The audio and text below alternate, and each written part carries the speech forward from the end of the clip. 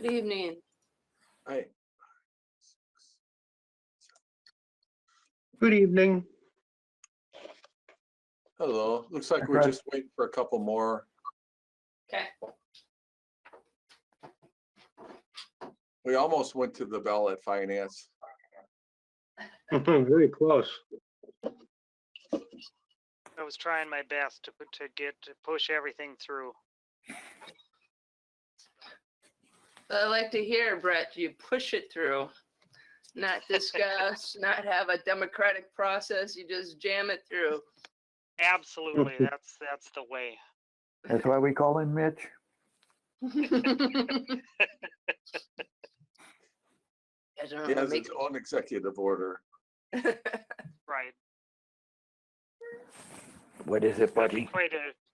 quite a turnaround to go from Bernie impersonator on Saturday to McConnell on Tuesday. You just I one like of the many hats and sweaters. Yep. Bernie one was better. That one was like, it was at the last minute because it was our virtual holiday party that we had over the weekend for work. And we always take a photo before, we're all dressed up usually to go to the holiday party for that.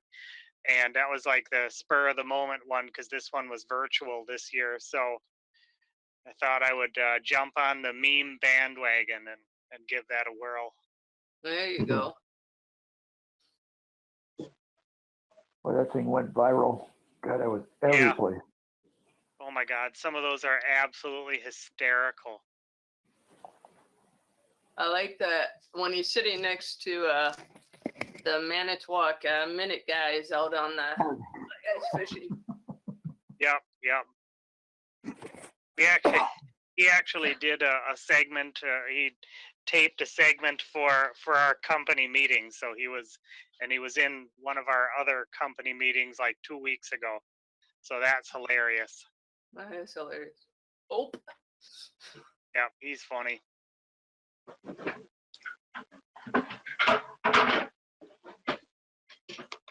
All right. Let me know when you're ready, Holly.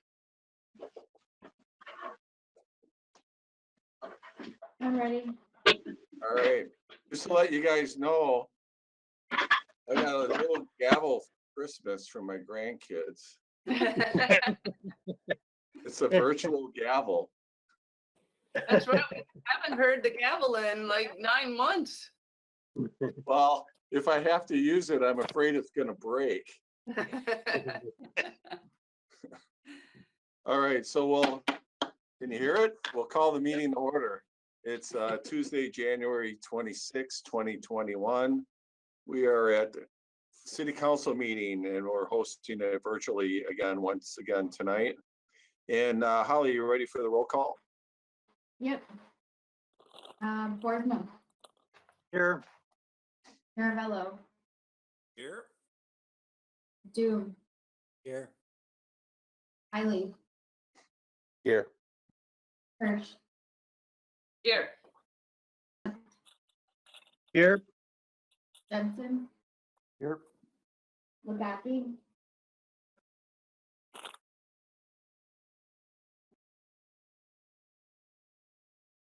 Alderperson Legacki, Here. Majewski, Here. Reeves, Here. Schumacher, Here. Sikowski. Here. There are 12 alders present. All right. Excellent. The first item of business is communications. Are there any communications from alders? I have one, Your Honor. Go ahead. Yeah, and this will probably be talked about a bit today too, but there's a committee of the whole coming up. And I would encourage as many people as possible to tune into that. It's going to be a fairly long meeting, as I understand, but it is a very important one. So I wanted to suggest that members of the community, our constituents, become very engaged in this committee of the whole. So I just wanted to mention it. All right. And that would be on February 4th at 6:30. Regarding the proposed water park and the dam removal project. And that'll be a committee of the whole, which will be hosted by President Hirsch.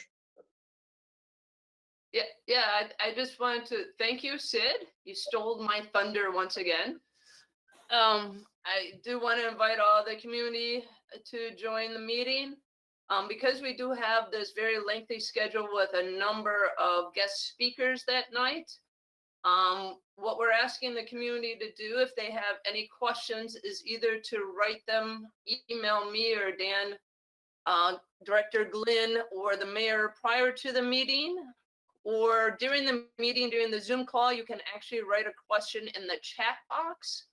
Or after the meeting, if you have a question that's burning that wasn't answered during all the presentations and the questions from council, again, please email myself and Director Glynn or the mayor. And what we're planning to do with all those questions is to create a kind of frequently asked question page on the Stoughton Park and Rec site for the Yahara River Park. And so that you can see that there. And I believe Mayor I think we're recording this community committee of the whole meeting as well. So if you can't attend that evening, hopefully you can listen to it via WSTO afterwards. And Mayor, if you could just confirm that, that would be great. I'll follow up on that. Yeah, our hope would be to be able to live stream and to record that meeting on WSTO cable. So I'll follow up on that. Any other communications? I have a duplicate.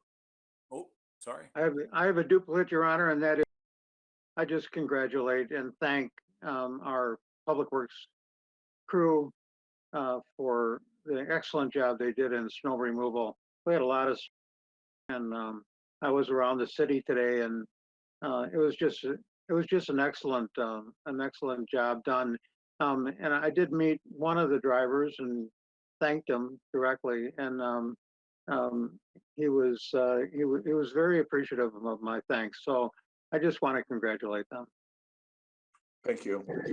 Alderperson Caravello, do you have something? Yes, I do. I've been asked to just make sure that people are aware, just in case they had any concerns regarding some notification that we all got, I believe, as residents of the area or Stoughton residents regarding it was a letter from the DOT titled "The Notice of Opportunity to Request a Public Hearing on the Design and Environmental Aspects and Notice of Availability of the Environmental Assessment for the proposed improvement of US Highway 51 between I-3990 and US 1218, which is also the Madison South Beltline."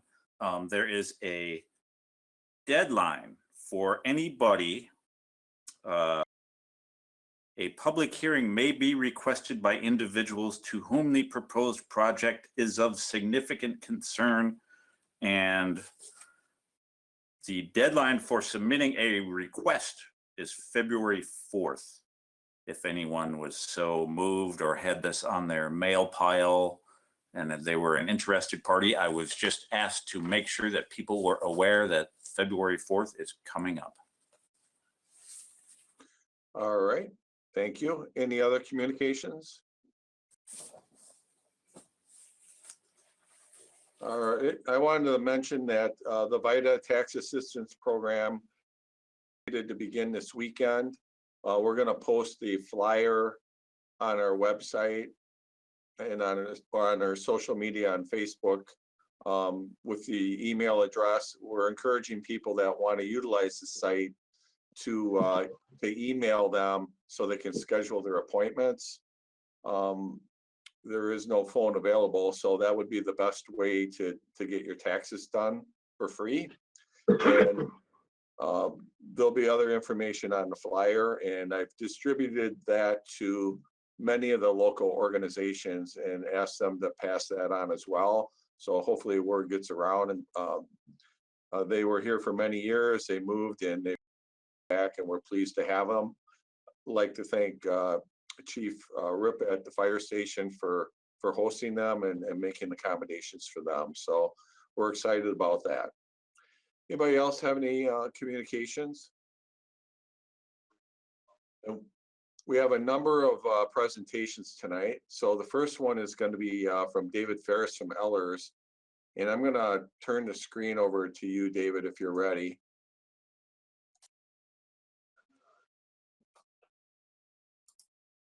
I don't see the button coming on. I got it, Dave. Oh, Okay. all right. That'll work too. So now I don't have control. What the heck? If you want to start with anything, Jamin? Yeah, just real quick background. So at the October 8th Committee of the Whole, Dave came and presented the entire financial management plan, which is basically a project Dave and I have been working hand in hand on for a number of months. And we really took a deep dive into the CIP budget and forecast going forward, as well as the operating side of things. Obviously, the CIP is the big ticket number, the one that can fluctuate the most. When we brought it to the initial committee, the whole meeting on October 8th, we had kind of the recommended version of the CIP in there. And one thing that Dave offered up to the committee of the whole was to go back and look at kind of an all-in analysis, the way the CIP budget looks as is, with some extended borrowing, some 20-year borrowings built in. And so he went back and did that work. And tonight, even though the entire financial management plan presentation here is about 53 pages, this is kind of a living, breathing document. And again, Dave's just here this evening to kind of go through 8 or 9 slides that talk about the updated debt information from the original committee of the whole meeting. You ready for me? I'm ready. Okay. So I know you're all disappointed that we aren't going through all 53 slides, because I think it took like an hour and 5 minutes. Plus we added a few, so we could probably stretch that to an hour and 10. So we're going to start on page 19, just so that you know those pages are behind you. Basically, like James said, we came in with the recommended CIP, and there were a couple of projects that were definitely important projects to the committee of the whole, and wanted to see those projects scheduled out and see what the impact of those projects were. So what you'll see, and I'm going to jump here a little bit. Jamin, can you just go to page 26 real quick?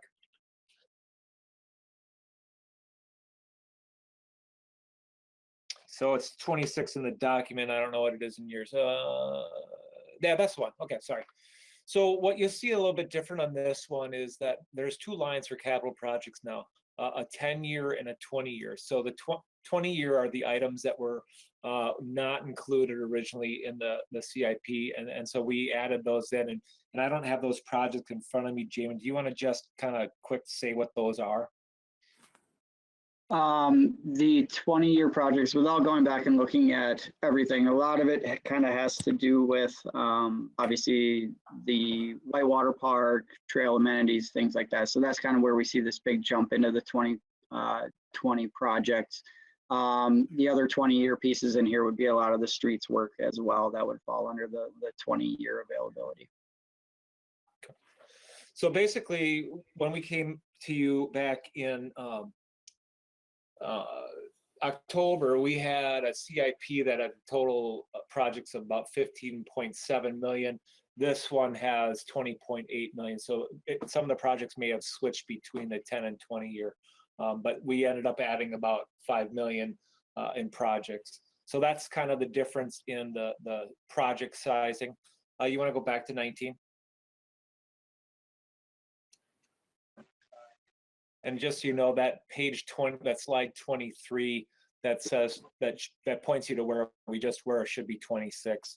So the effect of what scheduling out the 20 years or putting things into the 20-year, and including some of the projects that Jamin just talked about, is the tax rate compared to the original plan actually adds about a dime a year on average to the plan. The tax levy dollars average about 133,000 per year in the original, but with the new projects is about 172,000 per year of taxes increase, that is. And then the debt capacity was at 49.72 under the original plan. And with everything in, we're at 5506, which is still underneath, I believe, your policy, which I think is 65%.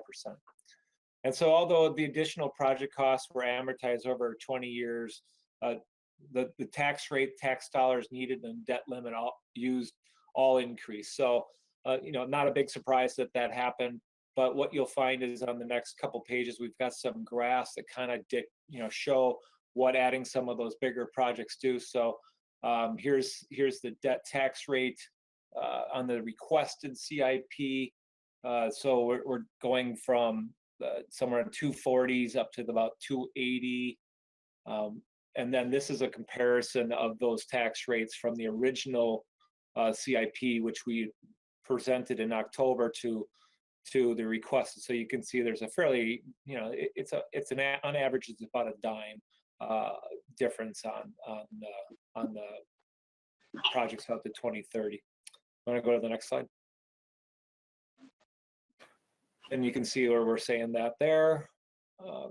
Okay, and so what we provided you though is we provided you all the detail on the original plan, so you still have what the projects were, the sizing of the borrowings that would be needed to undertake those, unless there are funds that come in from other sources that we don't know about at this point.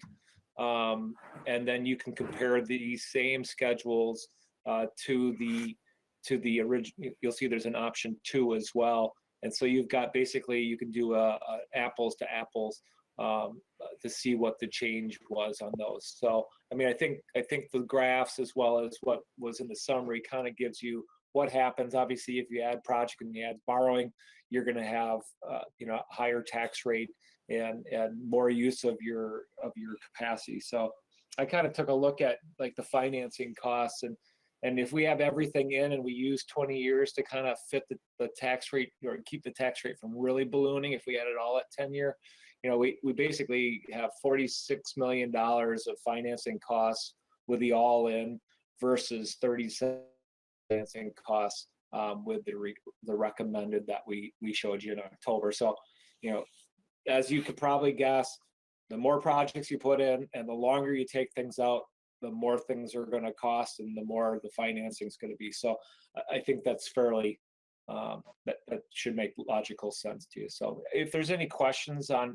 what we did and the results of it, both Jamin and I are ready to answer questions on that. Any questions from council members? Yeah, could you go over, you said it was 46 versus 39 is the difference? And could you explain that a little bit? Sure. Jamin, why don't you go to, go back down to where the spreadsheet is there. So do you see the pink section that says the capital plan debt service? So principal and interest to pay for the recommended, I think that's the recommended CIP is about $37.5 million. So principal to pay for the projects and the interest that you have to pay on borrowings that go out 10 to 20 years, or 10 years in this case, is about $37.5 million. Now, if you go down to option 2, same schedule, Jamin, that schedule where the pink section comes to about 46.3 million. So we've added project costs. So obviously our principal is going to be more because we're financing more. And then we're also taking some of those projects out 20 years. And as you could guess, the longer you repay something, the higher the interest cost. So it just shows you that some of these projects are going to cost you more by taking them all, if you took them all under consideration, and that by having to put some of them out the 20 years, which you almost need to do to one, fit it in keep your tax rate from being really high, but also kind of keep your debt service, your debt capacity a little bit down too. Did that answer your question, Regina? Yeah, so we're looking at like a $9 million difference in Mhm. expenses and interest. How does that compare to other surrounding communities? I mean, I couldn't really compare projects because, Oh, but like I'm a talking village. about the debt and the time period. I mean, is this Okay. like, So, is 37 more what everybody is, the range where people are in debt, or is it more around 50, 46? I mean, are we way over the norm, or no, we about average? you've got policies in place that keep you within comfortable areas. I mean, if you look at somebody like a Fitchburg who's got a lot more things happening there, they've got a lot more debt than you do. You look at a Wanakee, they're probably quite a bit higher than you too. But you go and you look at Oregon, who hasn't put a new facility in forever, and they've got barely any debt. But they're, if you go and look, you listen in on their meeting coming up in February, you're going to hear that they got a whole bunch of new buildings because they put them off, and they are going to have probably more debt, showing up in this report than you do. So I can't really compare you to somebody because everybody's got different needs or have taken things under consideration earlier or later. So, but I'd say your policies, as far as where you are for your debt capacity, you're in good shape. You're not, I think Jamin and I've kind of talked about that maybe your debt capacity policy is maybe outdated, and it's something that could be reduced as one of these processes of looking at this on an annual basis. Your tax rate, I think it kind of, I don't think your tax rate is super high, but I know places that are a lot lower, but they also have an extreme amount of growth going on. So it's kind of one of those, if you had a lot of growth, your tax rate would be down. Your growth is coming along, and you've got some things in the works, and I think you're going to see your tax rate improve. But right now, you don't have a huge amount of growth, and Stoughton hasn't been a place that's really wanted a huge amount of growth like the Wanakees and Veronas and Oregons. And maybe that's something you do want in the future. But obviously, the more growth, the better your tax rate is, and the better you're able to afford some of the improvements that you might need to put in. But isn't That that makes also counterproductive too? I mean, that's kind of like, I've heard just the opposite. A lot of ways, maybe your tax goes down, but it doesn't really improve city costs because now you have to hire more people, have more roads to take care of, more public works to take care of, more, buildings for more staff. I mean, your expenses, it's not like the city then is flush with money. It's just that the tax may go down, but yet you still have all these responsibilities and liabilities that it's not like the city gains a huge amount of income. Yeah, and obviously I worked for Wanakee, which is what I considered kind of a spoiled brat. We had a lot of growth. Our tax rate was always, I shouldn't say is because I'm not there anymore, but was pretty decent as far as where we compared in the county. It allowed us to keep up with growth. We always had pretty good net new construction, so we were able to afford that growth. So I agree. I know what you're saying, but I think depending on how that growth is, it can help you pay for things and add staff and be able to afford those things. So it's kind of, it depends on which way you want to go. Anybody else have any questions? Excuse me, I would, Mr. Mayor, Yeah, for go David. I was wondering what projects are included in the 20-year extended portion of this budget? Jamin, I'm going to need you for your detailed schedules on that. Yeah, so those are all of the projects that were passed in the last CIP process. It's a pretty long list. I can certainly resend that out to everybody. When we initially built this out, again, we kind of went through the CIP process and we looked at it from a standpoint of, I'll try to just give you a little history real quick. I know we have a lot of presentations tonight, but at the end of the day, the goal is to really kind of shoot for smoothing things out. And you can see this graph here is the historical kind of debt tax rate. And you can see where we've been in 19, 20, and 21. We've really been able to kind of just smooth this out. So the taxpayers don't see a huge impact, right? And it's the same thing that we did with this. So the blue section is basically what we called the recommended. It doesn't mean that we changed anything in the actual CIP listing. It's just how we built it out to say, this is more of a reasonable borrowing. And the orange lines represent basically that all-in CIP listing that was passed by the city council. So throughout this entire process, when you talk about recommended versus all-in, the listing never really changed. It was just more of looking at what is the overall impact going to be on a property taxpayer. And the blue was kind of the ideal increase that I felt was reasonable. Again, we were looking at this kind of based on just 10-year issues. We have the option to look at some 20-year bonds for projects that would qualify. So again, we looked at it and said, here's what the all-in looks like. And the city may fall somewhere in between, but now we have a good picture of what it may look like, either going for the recommended route or the CIP all-in.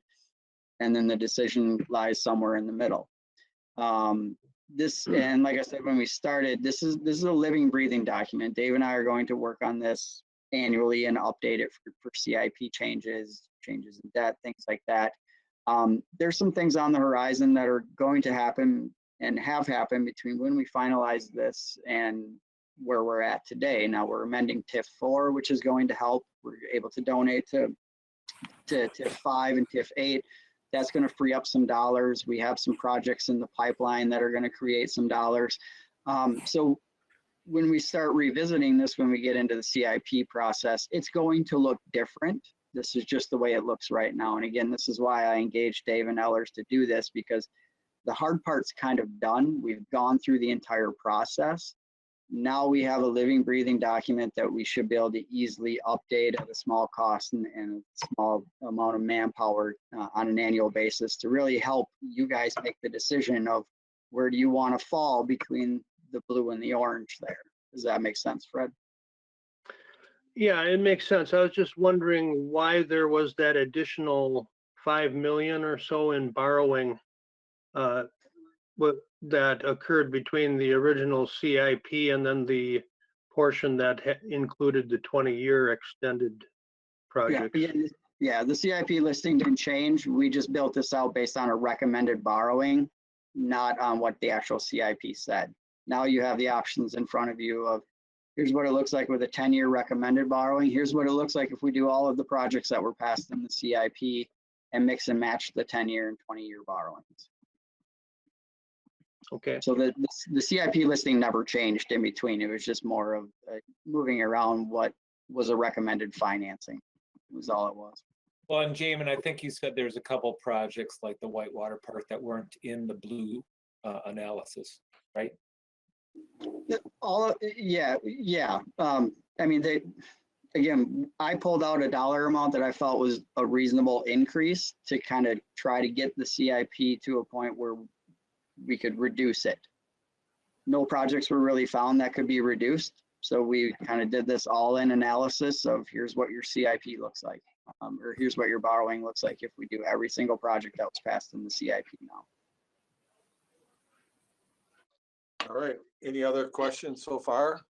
Yeah. Otherwise, Jamin, can you just, or the representative from Ellers, you know, when we look at this debt tax rate, what does that really mean? I mean, I'm sure there's a lot of people at home that are listening to us going, okay, so it's a 10-cent tax rate, but what does that mean? Is that 10 cents on every 100,000 for a tax rate? What does it actually mean? So basically, the tax rate is if you're, it's on a per thousand. Oop, go back. Or were you there? This Okay. is the option too, right? Yeah. Okay. So, you know, what we're showing here is that the debt tax rate, let's do something, it's a little bit small for me to read here, but so, okay. So in 2021, the debt tax rate is $2.86 per thousand. And so on a $100,000 property, they would pay $286.40. Well, that was your actual budget, I think, wasn't it, Jamin?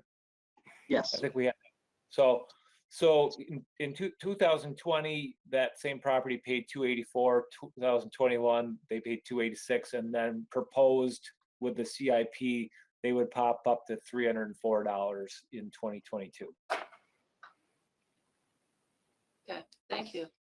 So that's mill rate? Is that what that is? It's an equalized mill rate in here just because then we're comparable between years.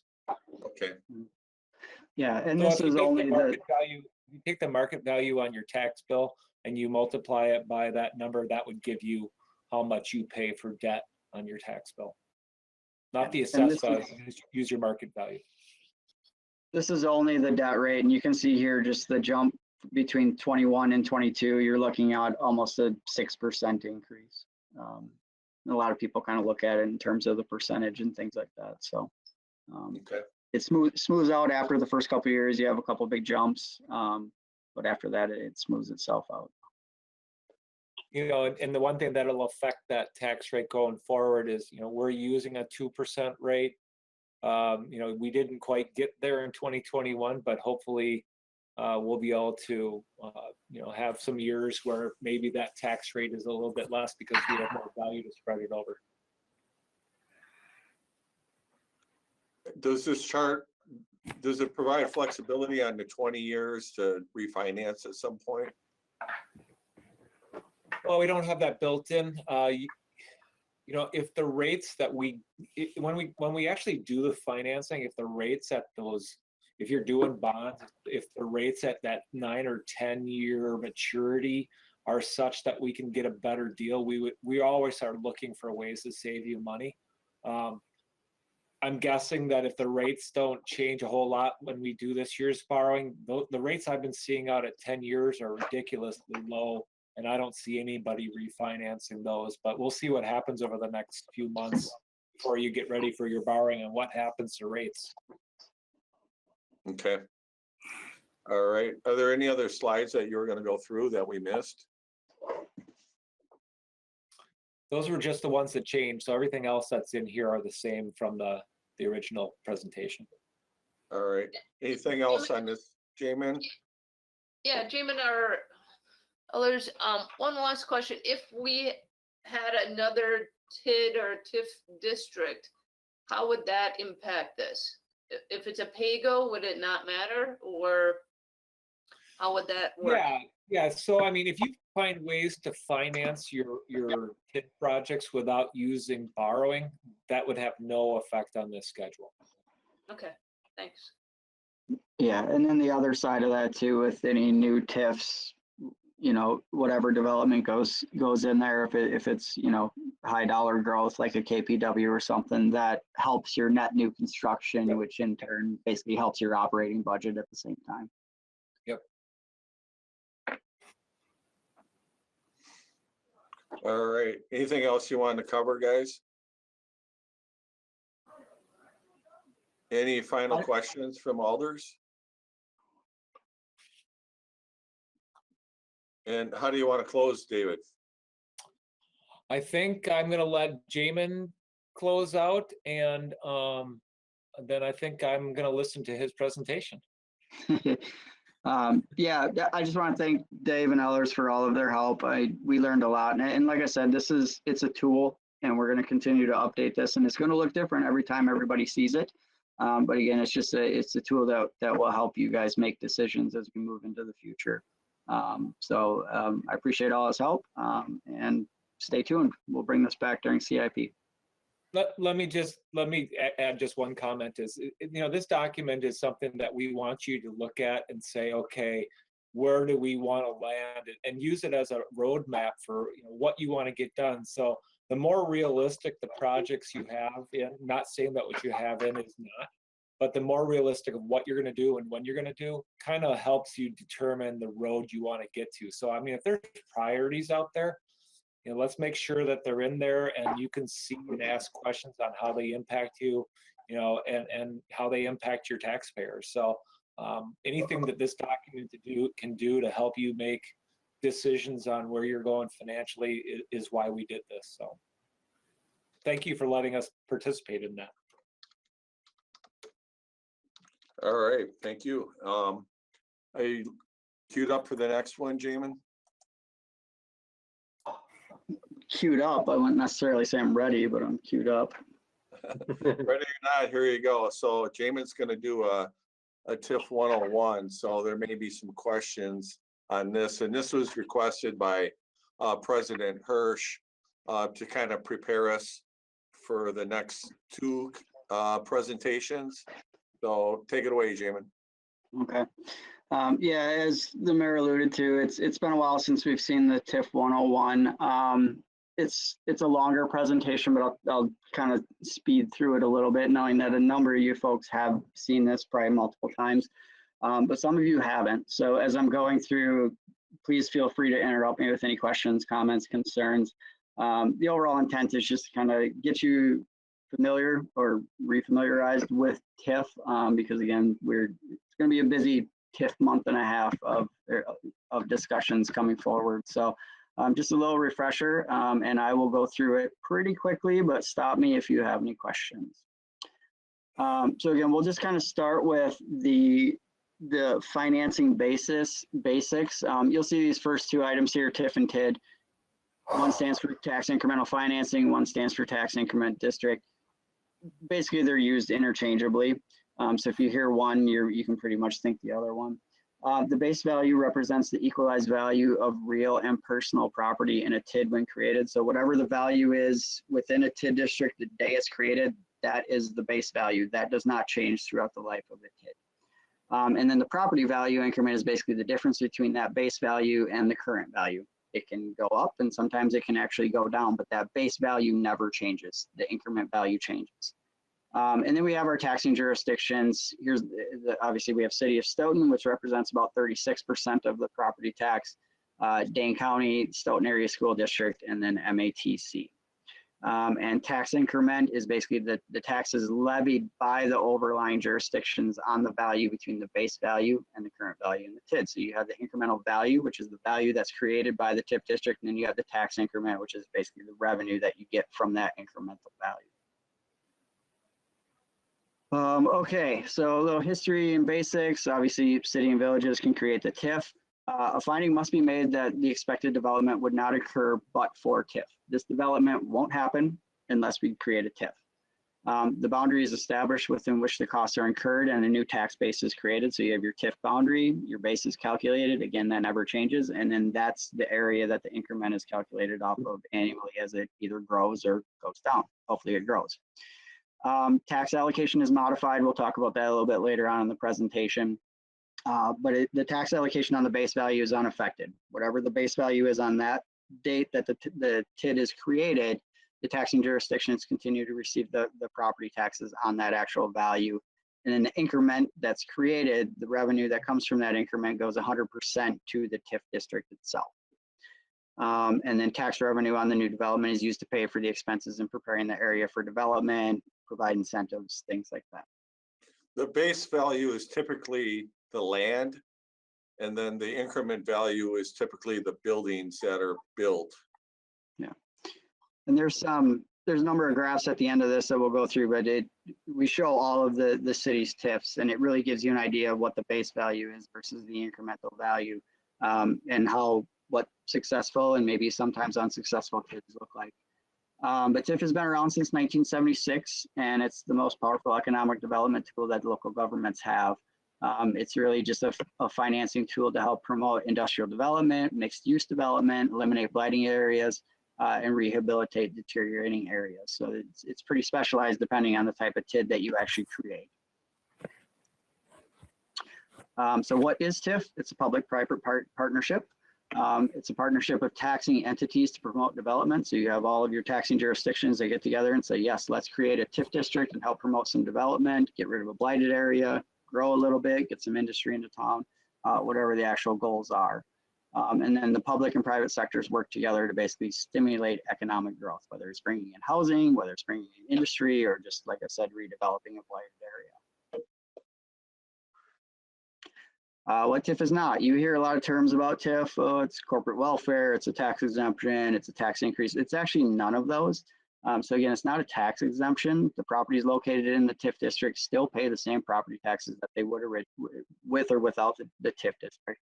It's not a tax rate increase. It's the same rate that we use throughout the city. It's not a tax rate differential. It's not an entitlement, and it's certainly not a giveaway. So it's really just, again, it's a financing tool that cities can use to stimulate economic growth. It's not a giveaway. It's not a tax exemption or corporate welfare or anything like that. So why was TIF created? Federal funding decreased for community development programs, and it basically allowed cities and villages to begin working with the private sector to stimulate economic growth because the federal monies weren't there. Before then, basically cities and villages bore the cost of development, and all the taxing entities shared in that benefit. So this basically created equality and allowed the TIF district to bear the cost of development, not only one taxing entity. So here's a summary of TIF districts in Wisconsin. I believe this is as of 2019. Currently, there's 1,341 active TIDs within Wisconsin, and 68 were created in 2019 alone. The highest number is mixed use districts, which is, if you think of a KPW, that's a mixed use district. There's 322 blight elimination districts. That's our riverfront development area. That was our downtown TIF district, TIF district number 4, and then our railroad corridor number 5. And then 292 industrial TIF districts, which we have TIF 3, which was the business park, and then TIF 6, which is the business park north expansion areas. We have mixed use districts, we have blight elimination districts, and we have industrial TIF districts within the city of Stoughton. So tax allocation, as I said, so the bottom section here in this blue, you can see we have our 4 taxing jurisdictions: county, schools, tech, and municipality. Basically, if you follow this along the right, it's basically the life of a TID, the timeline of a TIF district. That base value never changes, and all 4 taxing jurisdictions continue to collect property tax on that value. The purple section here is the value that's added through the growth in the district or eliminating the blight or anything like that. As that value increases, you collect the revenue on it. That goes into the TIF district to basically pay for the costs that maybe the TIF district put in to get land ready to develop, tear down some buildings, things like that. And then as that increment grows and the revenue comes in, the TIF basically pays itself back. Instead of the city doing all of that work, it allows the TIF district to do it and eliminate some of the risk to the city. So in this example, we basically think of the riverfront in this instance, kind of what the riverfront looks like right now. As of right now, let's say, for instance, all 4 taxing jurisdictions are collecting a combined tax revenue of $2,500 per year. The area is undeveloped, it's underutilized, so they decide to create a TIF district. So they put a lot of money into the TIF district. TIF district, pays for some streets, some clearing, some demolition, things like that. During that entire time, you can see this kind of left number coming up in this swoop. That $2,500 a year throughout the life of that TIF district still goes to all 4 taxing jurisdictions. And then the increment goes to the TIF district to do all of this work and make this area look beautiful. And then when the TIF district is closed out, all of this value has been created. And now instead of $2,500 per year to all 4 taxing jurisdictions, or spread between the 4 taxing jurisdictions, in this instance, the 4 taxing jurisdictions are sharing in $302,000 per year. Does that make sense how all of that works? Does anybody have any questions on kind of the tax allocation, how that base works, and then how the increment works to basically build the TIF out and create value?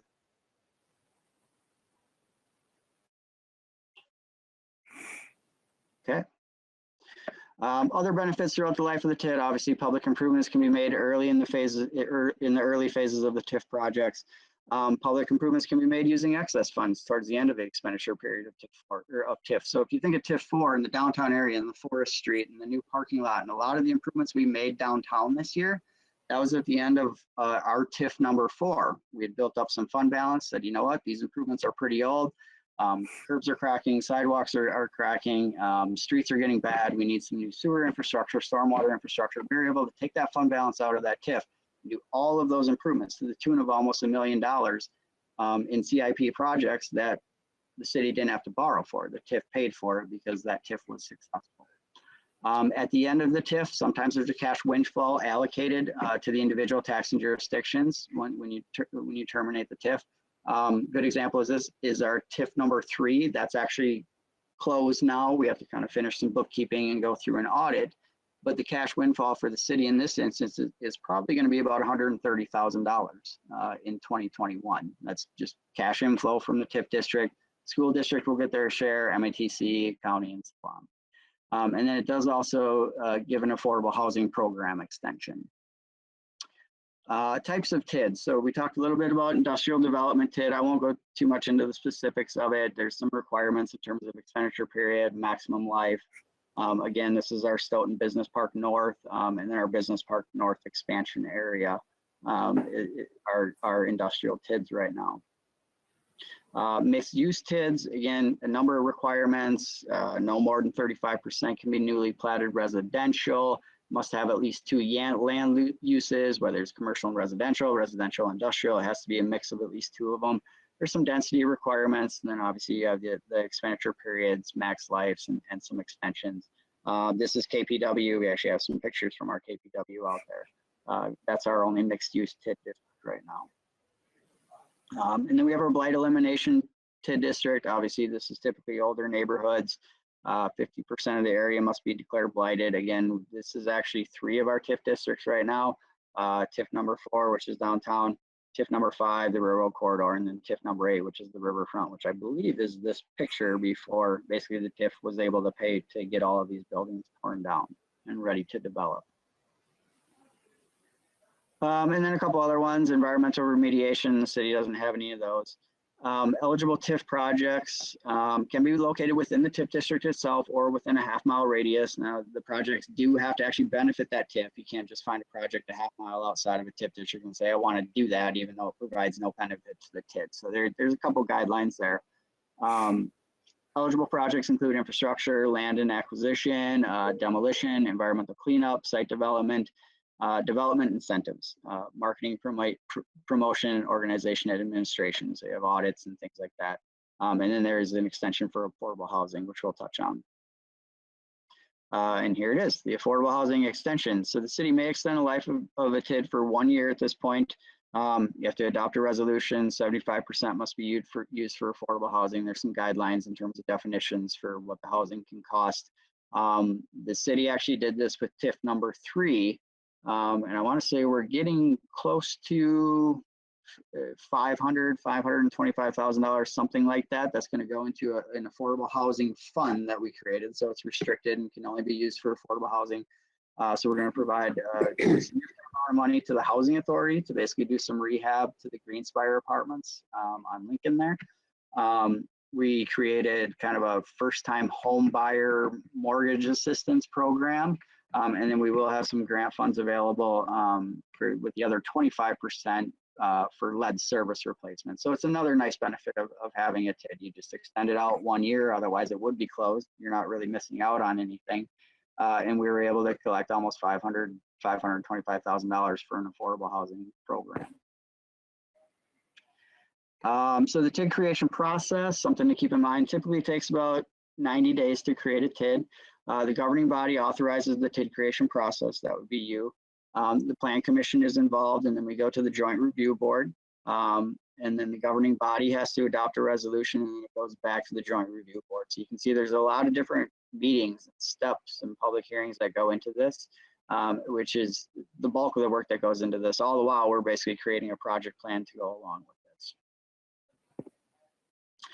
this. So the joint review board, that's a five-member board representing the city, the county, school district, vocational school, MATC in this case, and then a member at large. Generally, that's been the chamber president or chamber director. They give the authority to approve or deny a TID. So if the JRB says no, it doesn't go any further. They have one meeting before the public hearing, and then they have another meeting after the council resolution. Some required findings, we touched a little bit on the but-for test, but again, the JRB has to determine that the development described in the project plan would not occur without the creation of a TID. And then there's a 12% rule. The equalized value of the TID plus the increment in existing TIDs cannot exceed 12% of the city's total equalized value. So in our case, Stoughton is currently at 5.44%. So we have some room. We're about halfway to that 12%, but we do have some room. The district has to be continuous, contain only whole units. Planned improvements will enhance the value of the property in the TID and will directly serve the purpose of the TID. So again, you have to keep in mind the costs that are spent out of that TIF district with increment. They have to benefit the TID. You always have to kind of keep that in the back of your mind. And improvements to the district are likely to encourage and promote conformity with the city's plans and policies. So again, the city wants to keep in mind, what does your comp plan say? What kind of growth do you want? Is this TID district in line with the goals of the city council itself? And the school district and everybody else that's involved. You basically want to incorporate all of the stakeholders and make sure that you're creating this TID for all the right reasons, not just financial. Best practices, again, there needs to be a public benefit versus a private windfall. So all the taxing jurisdictions, the citizens, voters, everybody needs to have a benefit from the TIF. You need an appropriate payback period. There's a set timeline with these TIF districts, and if you have a 20-year TID with a 30-year payback, it's probably not going to be a good investment. Obviously, you have to look at the broader fiscal impact, including the overlay taxing jurisdictions, housing, schools, things like that. Development impacts, the point that Regina brought up, traffic, jobs, environmental, public services. How is this growth going to impact city services, and can the city keep up with it? Quality of development. Again, there's goals that the city has and the type of development that they want. Is this TID going to create that? And then obviously consistency with all of the other cities' plans. Manage cash flow, match up expenses to revenue. In accounting lingo, we always talk about matching. It's no different when you're talking about designing a cash flow for a TID. Build in a cash flow cushion, approach these conservatively. Be high on the expenses and low on the revenues. Prepare annual TIF financial analysis, make sure we have the annual review with the governing board and the JRB, share revenue between TIDs. A good example of this is the TIF 4, which we've touched on a couple of times tonight. That's going to allow us to do some things down on the riverfront that we maybe wouldn't have been able to do or would have had to borrow for or actually put on the levy to do. And use all available consulting resources. Stafford, Ellers, Strand, Gary Becker, we basically put all the smart people in a room and let them help us make the correct decision. Risk management, again, we need to understand and manage the risk. Timing and phasing of expenditures relative to the expected increment. We don't want to put a ton of money in with no increment coming out for 6, 7, 8, 9 years. We want to be able to plan the expenditures and the timing of the increment together as best as possible. Create development agreements. Building guarantees, get the commitment of businesses and community. But the biggest thing is get agreements in place and building guarantees and find a way to secure those guarantees. Again, kind of talked a little bit about being conservative, building in the cushion, developer guarantee of tax increment. So again, build in those guarantees, insurance, performance bonds, letter of credits, developer financed, and pay-as-you-go versus upfront. Pay-as-you-go has been kind of a key phrase that we've been talking about over the last year or so.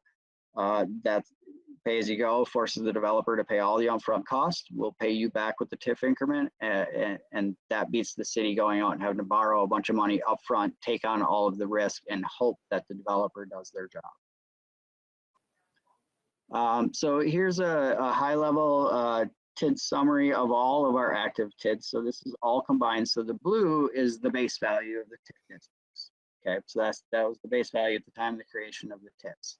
The orange is the incremental value that has been created since then. So you can see, all in all, if you combine all of our TIDs, the city's been pretty successful with its TIF districts. TIF number 3, if you look at TIF number 3, that's our business park. We've actually closed this one out. You can't even see the blue line, and this is kind of the reference that the mayor made, where generally in a TIF district, it's the land value. I think in this case, it was like $10,000 or something like that. With that TIF district, all of that orange is all of the value that's been created by creating that TIF district. So $23 million in increment over the life of this TIF. TIF number 4, you can see obviously downtown area, you did have some base value down here. There was some value to the downtown, about $10 million or so. But over the life of this TIF, we've been able to create $8 million in increment in the downtown area. TIF number 5, this one's kind of hard to explain. Obviously the blue is still the base value. You can see here where the orange is running negative down here for beginning in 13 all the way through 18. Basically, there were some issues with MilFab. The TIF district went into what we call a decrement, which means you don't have increment anymore. You're basically running negative value. In 2018, TIF number 5 was actually split into 2. So we left TIF number 5 and pulled out some parcels and created TIF number 8 on the riverfront. That basically reset the base value, and now you can see we've created $2 million in increment within TIF number 5. So that was a very smart move. That was actually Gary Becker. So with that, TIF number 6, this is the Business Park North expansion. Again, you can see the blue base value is pretty small. Again, probably around $10,000. In the last few years, we've created about $1 million in increment out there. This is where NAFA, exclusively roses, and those buildings are. TIF number 7, Kettle Park West. Again, you can see the blue, the baseline down here. That's the base value. Over the very short life of this TIF, we've seen $34 million in increment out at Kettle Park West. And then TIF number 8, you can see where the blue base value is. This is, again, it's a very young TIF, just created in 2018. It's created about $250,000 in increments. So all in all, TIF districts have been successful. TIF 5's had its up and downs. There's some work to do with a few of these in terms of TIF 5 and TIF number 8 and TIF number 6. Again, we've talked those to death throughout the financial management planning process. The mayor had the good idea to look into creating TIF number 4 as a donor district. That's going to create some breathing room. And there's some exciting stuff happening with TIF number 8 as well. I did throw in some useful links down here. This is in your packet, but again, if you ever want to read up the DOR TIF manual, which is actually not a terrible read, and it's actually pretty instructive. And it's a quick read if you want to reference anything. DOR has some fun kind of interactive graphs that you can play with and look at different TIF districts throughout the state. And then obviously the city of Stoughton has its own TIF audit reports as well. So again, I know I went through this pretty quickly. Does anybody have any questions before we actually start talking about kind of real life TIF? No.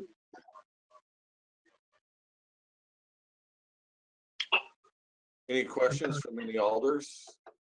I know for some of you it's new, so there's no such thing as a bad question. And even for those that have some experience, sometimes you know, forget stuff.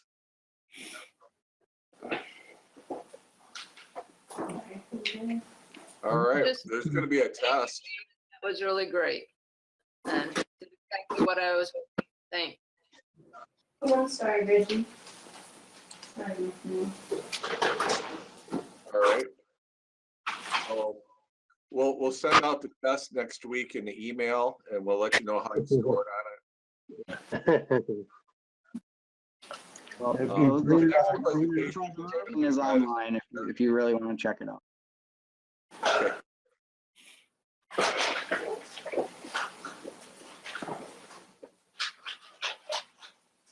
Damon, you want to put the TIF policy up there then for Matt?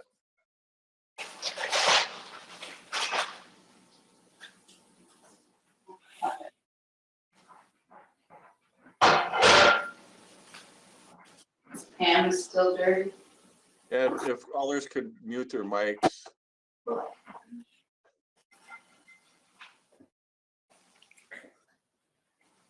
Are you ready to go, Tim? Ready for Yeah, me it to go? looks like Damon has it up there. So this is our TIF policy. We rewrote it when we were working through Kettle Park West, and Matt came up with new rendition. I think it's been updated since, so I'll let you go through it. All righty, thank you. This will be a little less time consuming than Jamin's excellent presentation. Nice job, Jamin. I'll start with really paragraph 1. The purpose of this policy is to provide both procedural and substantive guidance to the council that the council has really approved for itself to follow when deciding whether to create a TIF district or whether to approve TIF funding for a particular project in a TIF district. Paragraph 2 lists the general goals that the city council has identified as the goals that the council will consider when deciding whether to create a TIF district or whether to make funding available for a project. Paragraph 3 simply notes that the TIF districts will be created in accordance with the legal procedures and standards specified in the statutes. But paragraph 3B notes that the council may choose in individual cases to expand the legal process for creating a TIF to include additional steps that it may deem appropriate, such as, for example, additional steps to obtain public input and things of that nature. We'll talk a little bit more about that later. Paragraph 4 discusses the process the council has established for approving specific TIF projects. So we're assuming the council has already created a TIF project plan, approved a TIF district, or is looking specifically at a particular project, either to fund after a plan has been created, or where you're being asked essentially to create a TIF district for a particular project. And what this paragraph indicates is that procedurally, the finance director is required to prepare a report to the finance committee and to the city council. And that report needs to address the issues that are outlined in this section. So those include whether the project is authorized by the project plan, whether the project serves one or more of the city's general goals for the use of TIF, whether TIF is feasible in the sense that the TIF district will support the level of TIF investment requested. In other words, will the project generate enough new value to pay for what's being requested? Next question asks whether the amount of tax increment financing requested is reasonably necessary to make the project financially viable. This is can be one of the more difficult questions that needs to be addressed in deciding whether and how much TIF funding to use for a particular project. Next, the report needs to address whether a development agreement should be required. We've used a development agreement in virtually every case where we've made TIF funding available. Paragraph F asks whether more process is available. So, for example, does the council believe that there should be additional public hearings, or perhaps should there be a referendum to seek public input? Paragraph G, this was added to the policy after the original policy was adopted, asking whether a potential developer's equity in the project would exceed 10%. And H asks whether the ratio of equity to assistance would be at least equal to the formula identified here. And then such other factors as either the finance committee or the city council deem appropriate. So you obviously have the authority to expand the list of factors that you want to consider beyond this. The next paragraph, section 5, speaks to the circumstances under which there would need to be a referendum. This paragraph indicates that before the city may issue bonds or otherwise borrow funds that would be payable over more than 10 years to fund a TIF project, the city must first adopt a resolution declaring its intent to borrow funds. And then that would give then the voters in the city, the electors in the city, the opportunity to petition the city to conduct a referendum election on the question. Paragraph 6 discusses the negotiation of a development agreement. And what is important to note here is it says that city staff and the city attorney will negotiate within the parameters established by the city council and subject to final approval by the council. And what that tells me is that I need to consult with you before engaging in negotiations to determine what your parameters are that you want to set for those negotiations. And there's language indicated here indicating that pay-as-you-go is the preferred TIF financing mechanism of the council. I think Jamin mentioned that there can be really two ways of approaching financing. In some case, in the city financed projects, the city actually is borrowing and making funds available up front for a project, bearing the risk that the TIF may or may not generate enough revenue to pay the debt service on that. We generally mitigate that, attempts to mitigate that risk through a developer guarantee, secured hopefully. With a pay-as-you-go TIF, the developer actually is the one who needs to make the funds available to cover those upfront costs and would have the opportunity to recover those dollars through TIF if the project generates enough revenue to do that. And so it's a risk shifting approach to the funding. And finally, section 7 says this policy shall be followed in all cases except where the Common Council approves deviating from the policy by a 2/3 vote. That is your policy. Any questions? I do have one, Matt, and that is, you know, what the two previous presenters talked about was the benefit for the city versus the benefit of the developer. That's pretty nebulous, actually, because hopefully a TIF would allow for both people to benefit from the TIF. But is there a sort of criteria that we should use to answer that particular question of, is this better for the city or better for the developer or better for both or whatever? It seems a bit nebulous to me the way it was presented. Okay, well, I suppose that might get to some of the questions I touched on in looking at the policy. So for example,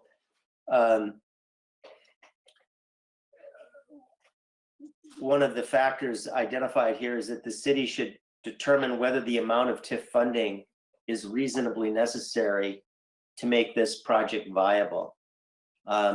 So in my mind, one of the city's goals would, if the city has determined that a project is, you know, a good project for the city, in the sense that, you know, it's beneficial to the city, that's the kind of development the city would like to see. And then the question is how TIF funding fits into the mix.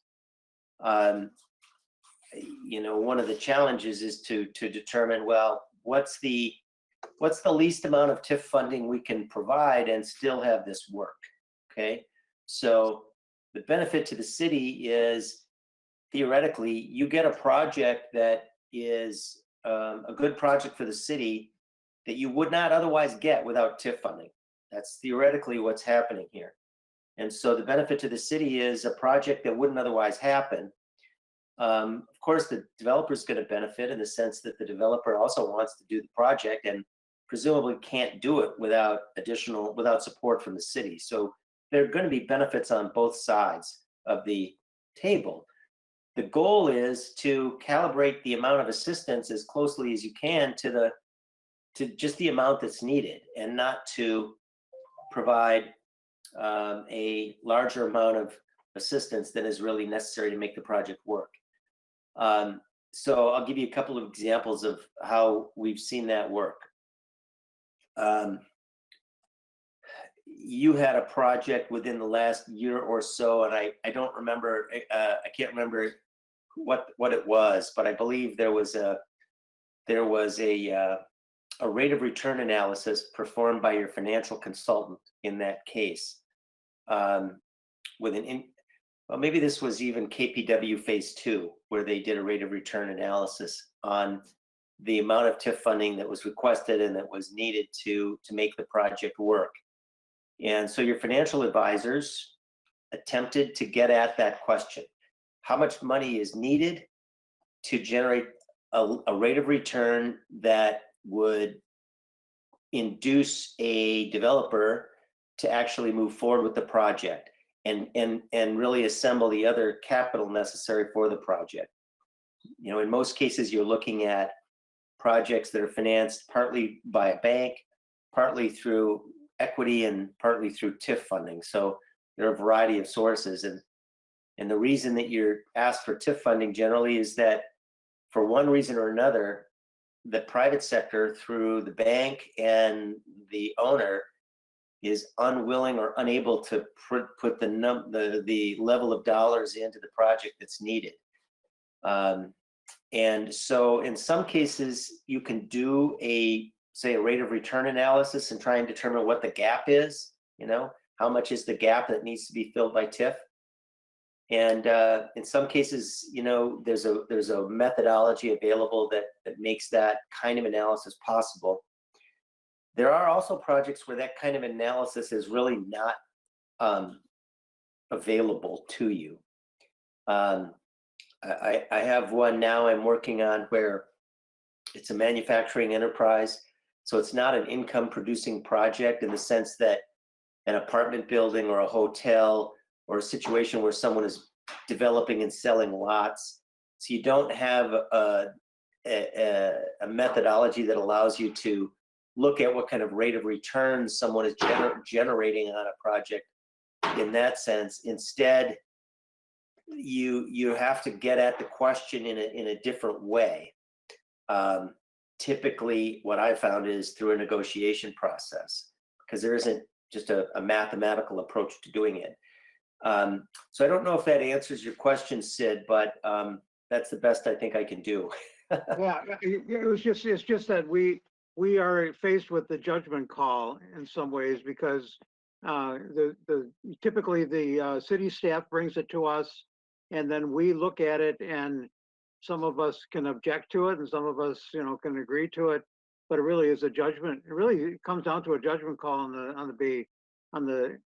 by the city council, who has to finally approve it along with some other entities as well. So you know, it just seems like it is a bit nebulous how, you know, how to determine, you know, whether this is going to be more beneficial to the developer or to the city. And it seems to me that when we would vote on a TIF, it would be that we would see the benefit for both parties, and otherwise maybe not approve of a TIF. Well, I'm glad you mentioned the idea that there's a judgment call. I have come to believe that there definitely are value judgments that people in your shoes have to make when looking at these projects. So it's not easy. There are judgments that need to be made, and they tie back into your perspective as elected officials and how you believe you can best represent your city. There oftentimes is no clear right or wrong answer to whether it's appropriate to use TIF funding or not. There is a policy judgment dimension to this for sure. I appreciate your attempt to answer my question. Thank you, Matt. Any other questions? All right, no other questions. All right, if something comes up on any of these presentations, please don't hesitate to shoot us an email and we'll try to get you the answers. If you wake up in the middle of the night and say, I should have asked that question, I won't be up, but you can email me and I'll answer it tomorrow. We have one more presentation, and this one's coming from RHD Properties. And this is a potential TIF request for 51 West. This is a project that some of you have seen. It's kind of the concept plan has been at the Finance Committee, the Plan Commission, as well as Park and Recreation. And they're here to present tonight the proposal for 51 West. And do you want me to put up the screen, or would you guys like to control it? I think Jason from MSA is going to control it. If I may. Okay, I'm gonna set you up for that right now then, Jason. And then who wants to start, Bob or Jason? I'll go ahead and start, Tim. All right, you can start, and then Jason should be able to get the screen up there. There we go. Good evening, Council and Mr. Mayor. Thank you for allowing Jason from MSA and myself discuss 51 West potential development north of Roby Road along US Highway 51. I want to give everyone a quick snapshot of what has transpired over the last 18 to 24 months. This property is difficult because of the configuration, topography, and the US 51 corridor. In the early stages, we found out because of stormwater deficiencies at the outlets of Virgin Lake and Paradise Pond, this development would require 100% stay on site storm design. As we navigated through many meetings with the city staff and Parks Committee, we learned late November 2020 that we would be required to install a 10-inch water main loop to KPW through the town of Rutland, increase water main sizing throughout 51 West development to serve properties to the north on both sides of US Highway 51, the east and west sides, and increase existing sanitary sizing for a portion of Roby Road to serve 51 West and some adjacent properties.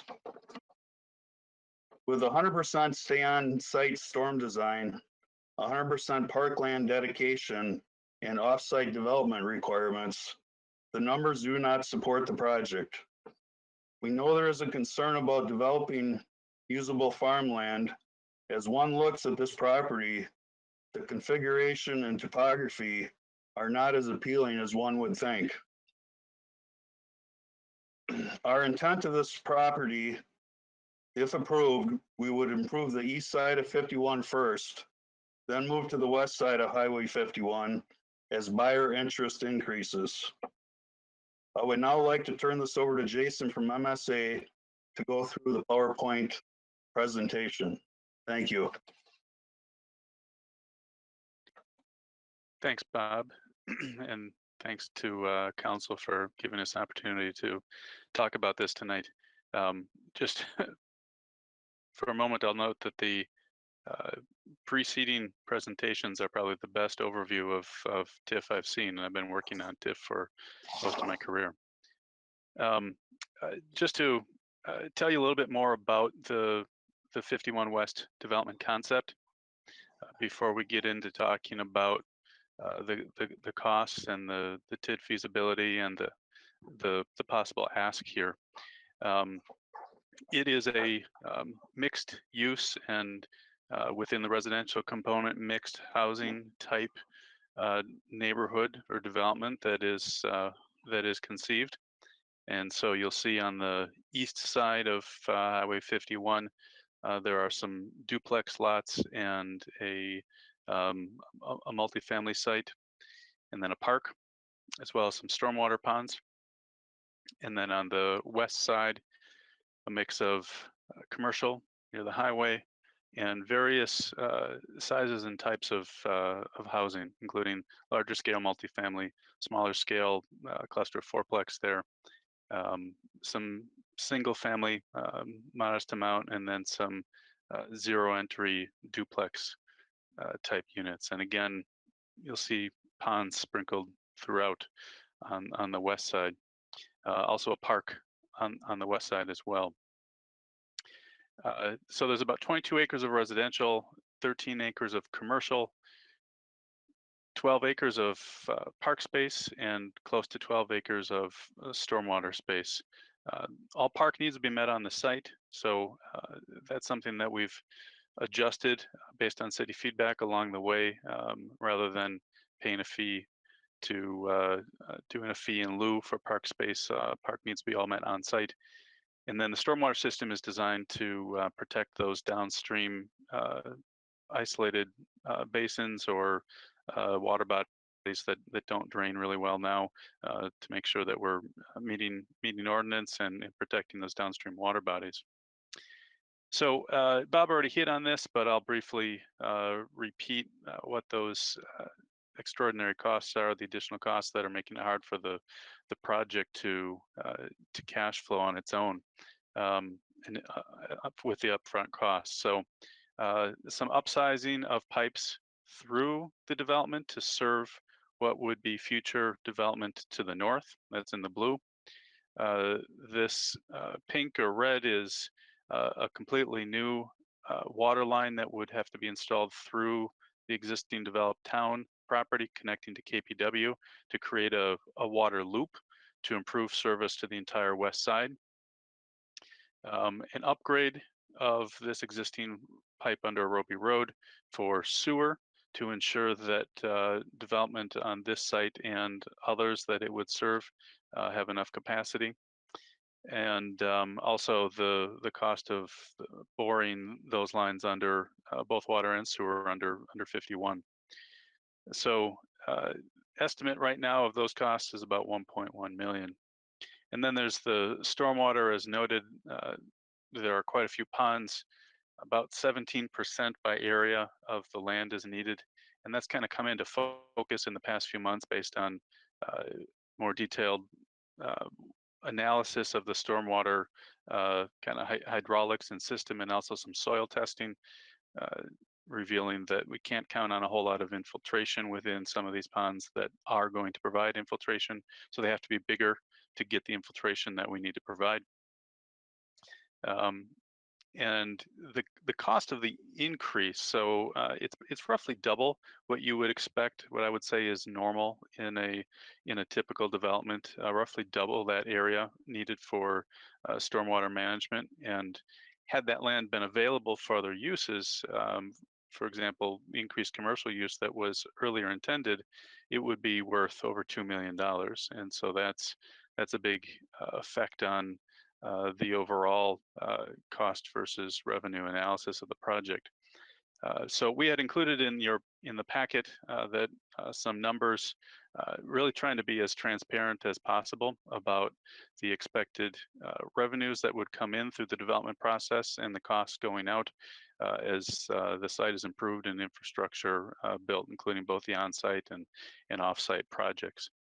So that's available, and right now we're showing a shortfall of about 3.2 million, and that's a moving number, moving target a bit. That 3.2 is different than the number in your packets, and I revised that upward to reflect some conversations we've had just this week about a possible increase in park improvement fees, which haven't yet been approved, but may be coming. So that gap and all the numbers are continuing to be refined, and we expect and invite scrutiny of those numbers by the city to confirm our own expectations about both ends of the equation.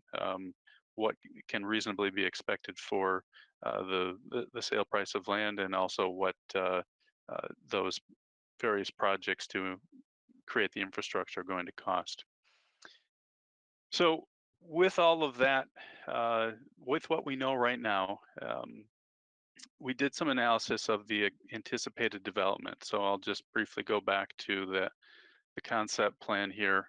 And we came up with cost estimates for every part of the project based on comparables from I think entirely or mostly from within the city, looking at other recent and comparable development. And that's what we're seeing here is site by site, an estimated value as improved. There are also some construction years. So Bob had mentioned that the east side would go first. So that's what we're showing in green, lots 18 to 23, guessing that those would build out pretty quickly in 22 and 23. And then the west side would be built out by our current projections, 2024 and 2031, depending on the site. But so roughly 10-year absorption for the entire site. The net result of all of that development is an end value of about 61 million and an increment, the difference between current value and improved value of about 54 million. And so running the kind of feasibility analysis through to see, okay, when do those values start to hit the tax rolls? And how much borrowing is needed to support, what are the costs of borrowing? In this case, we've used $3 million as the amount that would be requested in the costs that would be covered. That 3 million increases to 4.3 million because of the cost of borrowing. And in this example, what we're looking at is an estimate of about 24%. And given that that everything is still a little bit of a moving target, we're currently guessing that the ask would be between 24 and 30% of the increment that would be created by the project. As noted, this would be a developer financed TID, so the risk would be on the developer to have those increments coming in on a schedule reasonably close to the projections to cover his borrowing. So beyond that 24%, while I don't necessarily expect that the city would want to spend the entire balance or intend to spend the entire balance, clearly there is some opportunity for other uses for that increment. And just to identify a few that we think the city might want to consider that aren't necessarily directly critical to the development proceeding 51 West itself. There's been some talk about a possible Highway 51 pedestrian underpass, coordinated with construction of the improvements that were mentioned earlier tonight. Possible additional intersection improvements tied to, again, coordinated with reconstruction of the highway, things above and beyond what DOT might intend to pay for themselves, including providing future access to the east. Trail construction, such as a trail that would connect from Roby Road up to 51 West, and potentially some improvements to the drainage system downstream to address some concerns, existing concerns about the way that this whole system kind of functions. So making improvements to that. And then not on the map, but another one that we've talked about and would like to suggest as an opportunity for inclusion, both on this, within this site, is the opportunity for affordable housing assistance. So, for example, if one of those multifamily sites were to be proposed as a partially tax credit funded project with income qualified units, often projects like that also are asking for and receiving some form of local funding to support the project. That can increase the likelihood of winning tax credits and also increase the end quality of the project. So another possible use of TIF money. So last thing that we were asked to do is just to offer some responses to the criteria in the city's TIF policy for TID creation. And I think with each of these, or with all but one, it's a pretty easy answer. 51 West, or the TID, would provide suitable sites for commercial and residential development in response to the first one. It would achieve development on these sites that we think wouldn't happen without the use of TIF because of the stormwater needs and because of that that cost revenue issue that we identified. It would increase some employment opportunities in the city. This isn't an employment district per se. This isn't industrial land, but the commercial sites would come with on-site employment. It would certainly increase the tax base, currently estimating an increase of 54 million in today's dollars. It is consistent with the comprehensive plan, which anticipates and encourages mixed use format or mix of uses in this part of the city. And we have very much been conscious about wanting to create a mixed residential neighborhood that serves a variety of households and needs, and helps to make that neighborhood and the city as a whole more resilient by offering a variety of housing types. Provides affordable housing opportunities, both by some of the types that would be offered, but also potentially by enabling those the possibility of income qualified units, as mentioned. And then the last one is encouraging unsubsidized private development. And obviously, this is there is a request here for some subsidy of private development. The case we're making is that absent the TIF assistance, the development wouldn't be happening, and we're asking, or would be asking, for an amount to make the project feasible, and of course doing it in a way that would be consistent with the comprehensive plan. And some of the improvements that would come along as a result of this project and the requests of this project would also be supporting other lands adjacent to the project that hopefully would not need such assistance, because some of those extra infrastructure costs to make the west side function well would already have been provided for. So that was the extent of presentation, and we are of course welcoming of any questions that you have. All right, thank you, Jason. Are there any questions from council members? I do have a couple. Sure, go ahead, Alderperson Boersma. Okay, so that was the question that I was going to have, and that is affordable housing. Whether or not there's a basis for improving our affordable housing in the city. I think that's a great answer to that question that I don't need to ask at this point, I think. The other is a concern about the access to a fairly dangerous highway right now, Highway 51, and whether or not the DOT is, what their plans are for that particular area and how we would access both the east and west side.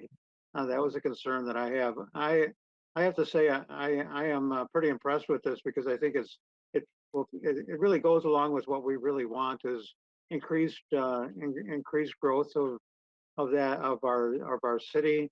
I think it's a great part of our city. I mean, about the land. I also have the issue of, is this our land right now? I mean, is it? I think we've entered at least most of it into our city proper, but I just want to clarify that. So I guess the question is, what are we going to do about the highway, and then also whether or not we're ready to go ahead with zoning of a different sort of type than exists currently right now. I believe it's right now it's agricultural. So I'll let Jason start, and then certainly Director Shield, if you want to help answer the question. Go ahead, Jason. Yeah, so access to the highway is going to occur at various points. And I have to confess that I've been peripherally involved in the design and got more heavily involved when it came to talking about the TIF question. But on the east side, there is the existing connection of Elkman Way. And my understanding is that the intention would be ultimately to close that and to provide access down via the planned roundabout to the south. And then in the future, when the lands to the north develop, there would be a north connection right here. I think the intention, we think it's likely that this would be a future roundabout. Now, that's not in the current 51 plan and is a topic that I think needs additional discussion. And if the city agrees with that, the support of the city to seek that.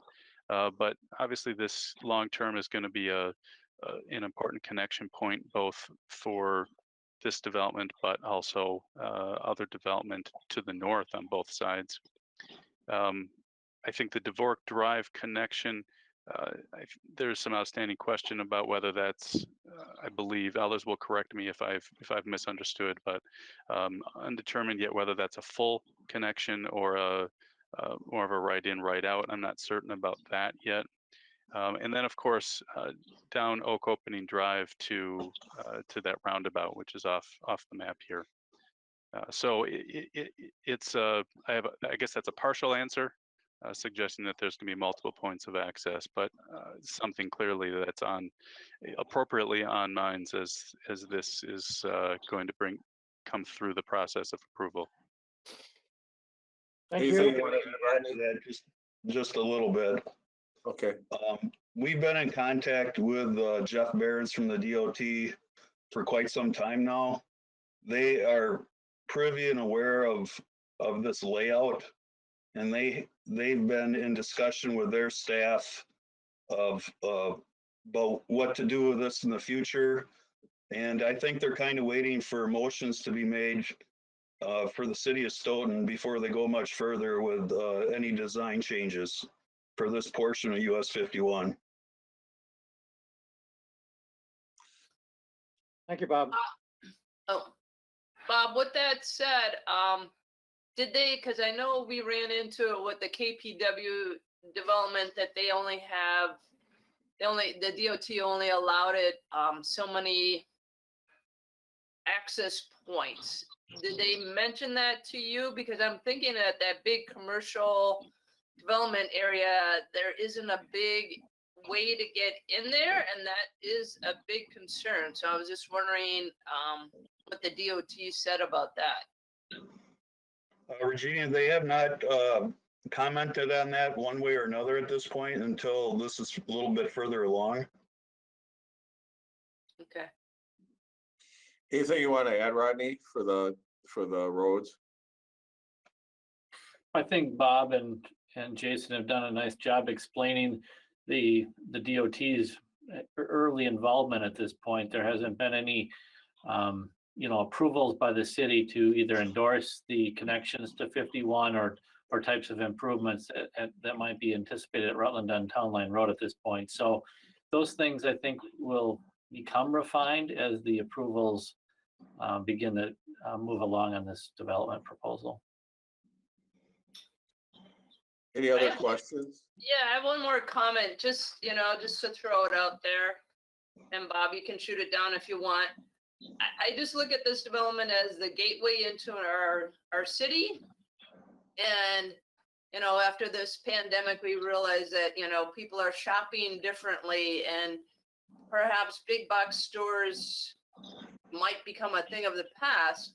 I was just wondering if you would entertain that section of your development to be something like, I'm just gonna throw it out there, the new headquarters for Stoughton Trailers or something like that, that could be really, kind of a welcoming, this is what Stoughton's all about sort of, scenario, as opposed to another big box store. I'd like to clarify a little bit about big box store. This actual lot 17 is not large enough for a big box. A big box store requires 13 plus acres. So a big box store that's kind of the wrong definition. And this lot 17, Regina, that you refer to, yes, we would be open to a user like Stoughton Trailers We do have flexibility with this. That lot 17 was just a placeholder to create our stormwater demands. And that lot can be split up 6 different ways, or could be one user depending on the placeholder at the time, I guess. Excellent. I have one more question as well. I think That is- Gene I think Gene sorry. was first. Alderperson Okay. Lagaki. Thank you. I just, when reading through this weekend, I tried to better understand zero entry duplex, and just hoping you can comment on that. And then in follow-up, given that the design is up, can you tell us a little bit more about potentials of affordable housing? Like, where might they be located, or is there a percentage, or just a little bit more thoughts about affordable housing if you have them? Thank you. Just those 2 things. Yeah, no problem. The zero entry duplex product, there's no steps. So typically they're designed with 36-inch doorways, so you can wheelchair people in. There's no steps, so that's zero entry. And no steps in the garage or no steps in the front porch. As far as affordable housing, we have some options there. I would guess any of those lots 4 through 6 could be an affordable housing project, depending on the interest with an investor. Yeah, and I would say, Gene, typically on the affordable housing, if it's for the multi-unit, typically the grants for those developers are due in December. So we would be looking at December of this year for them to apply for the grants. And I can tell you that based on conversations we've had, this particular area scores high as far as a location. So I know that, there might be an opportunity for those developers, and there's 2 different kind of WIDA grants that they go after. So, I'm not going to pretend to be an expert on them, but I know, enough from being on the seminars to know that this would be potentially a good area. If the retail is there, that adds benefit, because then the people that are in the housing there, the workforce housing, can either shop or get their goods there, which we think is of value, or really they're almost close enough to KPW where it's a short trip to get down to that area. And my screen is small and my eyes are a little tired. That would be the west side of the development and further down the road, and not on the east side, correct? Yes. Yes. Thank you. Yeah, sites Thank you. 4 through 6 are right here. Yep. West of the Awesome. commercial. And if I may, while I'm talking, I'll just note that it is common for applications for tax increment for low-income housing tax credits to designate a portion of the units within a project to be income qualified, but not all of them. And so I think best practice in income qualified housing is to mix those units among market rate units. And so we would anticipate that's a likely outcome, and that there would be potentially multiple levels of affordability relative to the area median income. And there would also be market rate units as well in a project that has income qualified units. Thank you very much. So Your Honor, Yeah, go ahead, and then Fred will be after you. okay, my question was, is this an actionable item tonight? And I guess I'm asking that question of the mayor and also of Matt. I would say it is not, because it's not posted as actionable. What we wanted to do is at least get this in front of the whole council. And then between now and the next meeting, if you have any questions or you need some clarifying things about the request that's going to be in front of you, to reach out to us so we can answer them. And at that point, what we would be looking for is really just to understand if you want the city staff to move forward and for Dvorak to formally make the request and we can invest our time to process it. There's a lot of things that have to happen here for this thing to get developed. TIF is one of them. Urban Service Area Amendment would be another one, which is a process that could run on a parallel track. I'm sure Bob's got a million other things on his list that would need to be done as well. But we're not looking for action tonight. Thank you. Alderperson Hunt? You're muted, Fred. It would be a question for Bob or Jason. You said the overall increment on the project would be about 54 million, and developing the east side would be your plan, doing that first. Do you have a number for the increment for the east side of the highway?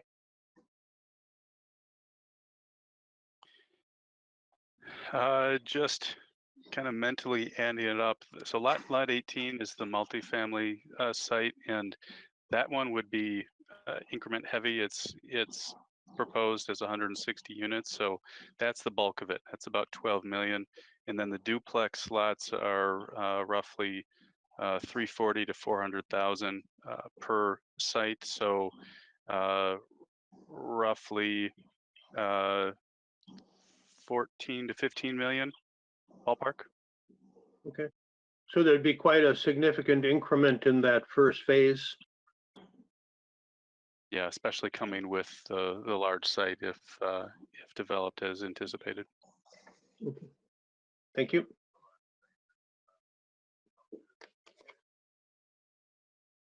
And then anybody else have any questions? I had one. Is there a, could we get a refresher of current plans for Oak Opening Drive and how this would mesh in with those current plans?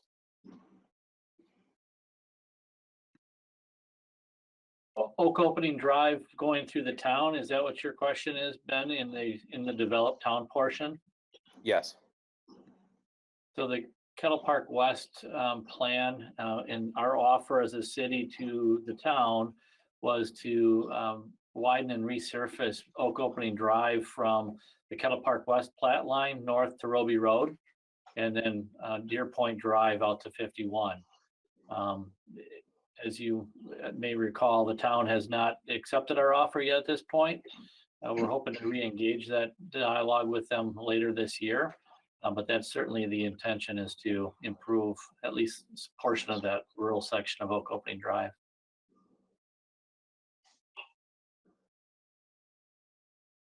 Thank you. Are there any other questions? So at this point, I guess we could talk a little bit about process. I don't, Matt, if you want, or Rodney, if you want to kind of walk us through. I try to cover some of it, but I'm sure I missed something. Yeah, I can weigh in briefly. So there is a resolution that's been prepared that I expect would be on the agenda for your next meeting. And as the mayor indicated, that resolution would ask the council whether it wants to authorize staff to move forward with the process of processing an application for TIF funding, and then bringing that to the council for direction on proceeding with negotiating a TIF agreement. And so that would be the actionable item at the next meeting. Not that you'd have to make a decision about anything at that time, other than, does the council want to authorize staff to move forward?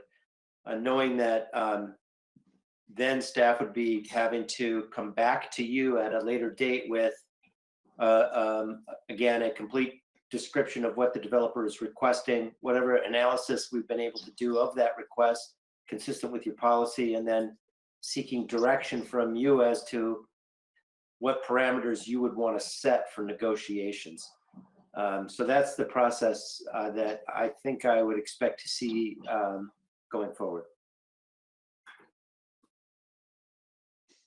All right, thank you. Anybody else before we move on? with our agenda? All right, thank you very much for the presentation, Bob and Jason. I'm guessing we'll be talking here in a couple of weeks. If council members have anything else you would like them to prepare for that meeting, please let us know. All right, thank you. All right, and then somebody can, I gotta get the screen back here so we can go through the rest of our agenda. Awesome. All right, thank you. Okay, minutes and reports are it. Next item we had was public comment. I did have one person signed up to speak and she requested it to be read. I put a copy of our updated public comment on here. Mayor, Yes, sir. in minutes and package, there needs to be a revision done. In the minutes and reports? Yes, Okay, what do you have?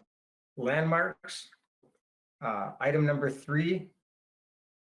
Have a motion and a second by the same person. Oh, all right. We'll have to find out who made what. So thanks for catching that. Yep. Sorry to interrupt. No, I'm glad you did. So we'll follow up on that. Anything else?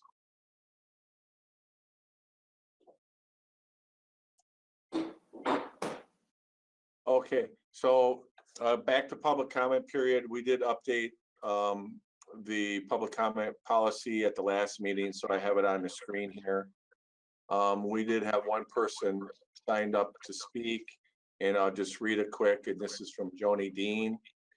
And Joni wanted the comments to be read. The comment goes like this: I am opposed to the expansion of the senior center into the area known as the Annex that now houses 5 businesses. I've been a customer of Carla at Stoughton Hairstyling for 30 years. I do not want to see her business relocated or closed, as she's been an established location that works well for her customers.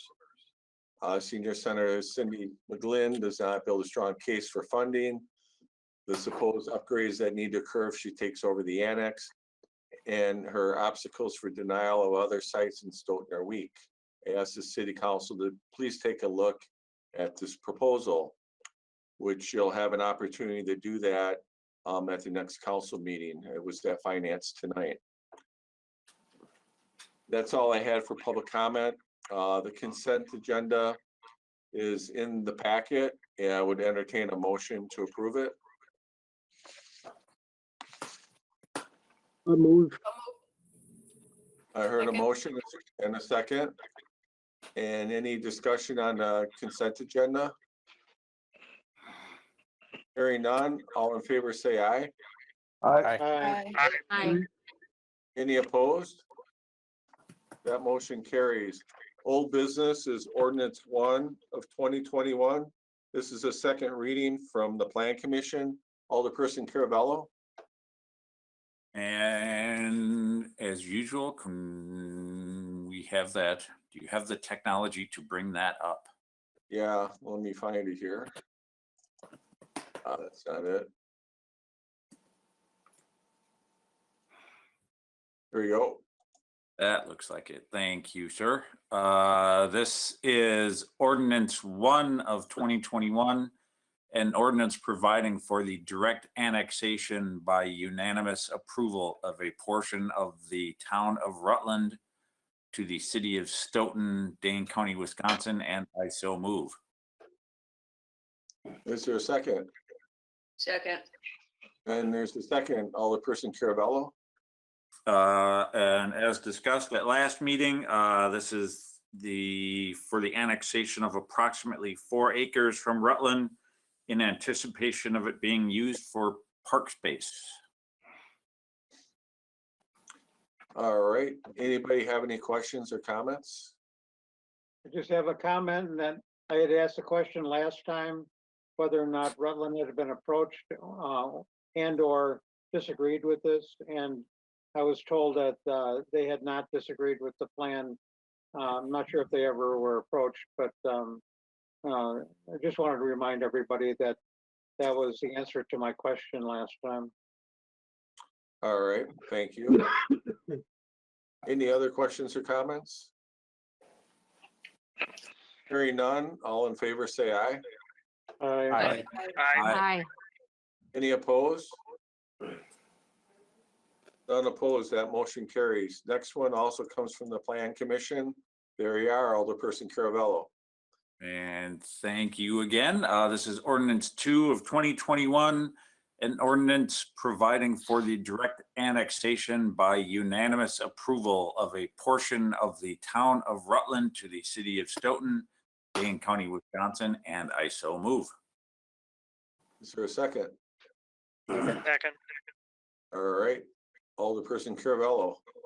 And this is for the annexation of approximately 1.152 acres from Rutland, which is, this piece is just south of the roundabout on 138, and would be south of what we know of the road of Macomb Road.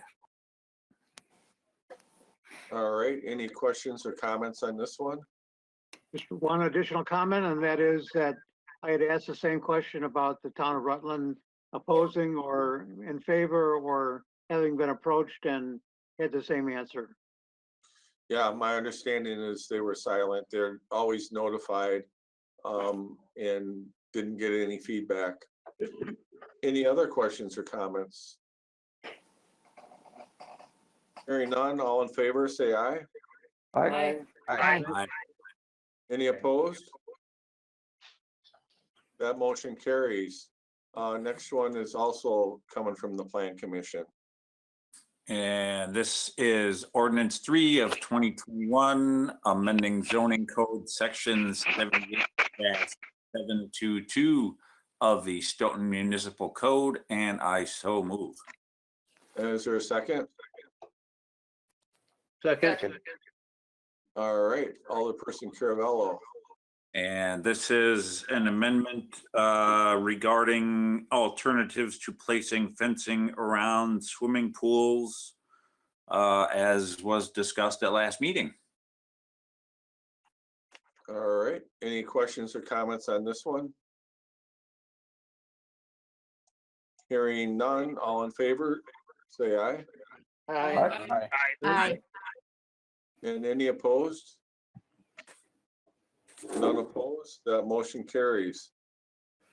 Item number 8 is from Plan Commission as well. And this is R7 of 2021, approving an extraterritorial jurisdictional land division request by Dale Beskey for property located at 1357 Tower Drive, town of Dunkirk, Dane County, Wisconsin, and I so move. Is there a second? Second. All right, I heard a second. Alderperson Caravello, you're on a roll. And this is simply a land division request, expanding the size of a lot to add approximately, I think 1/2 acre to a current 1/2 acre residential parcel. All right, any questions or comments on this one? Hearing none, all in favor say aye. Aye. Any opposed? None opposed, that motion carries. Next item, Alderperson Caravello. And this is R8 of 2021, approving an extraterritorial jurisdictional land division request by Andrew Walker for property located at 2967 Shadyside Drive, town of Pleasant Springs, Dane County, Wisconsin, and I so move. Is there a second? Second. All right, any discussion on this one, Phil? This request is just to create an additional parcel in the town of Pleasant Springs. All right, any questions or comments from council? Hearing none, all in favor, say aye. Aye. And any opposed? None opposed. That motion carries. The next one is an ordinance for a first reading. Alderperson Caravello. And this is ordinance 4 of 2021, amending zoning code section 78-810 of the Stoughton Municipal Code. And this, as you stated, is the first reading. All right, and would you like to highlight this one, or do you need help, or do you remember it? Well, I'll just start it off and then I'll hand it to Rodney. I'm sure there will be questions. Is that a resident and business owner came to planning, asking us to take a look at this to see if they could add something for what are referred to as feather flags for their business. And we took a look and this is what we came up with. Anything you'd like to highlight, Director Shield? This has been discussed a couple times at Plan Commission, and the commissioners discussed potential standards related to this. Previously, they had not been allowed. This allows for limited use of this type of display at different properties within the city. Are there any initial questions or concerns from council members on this one?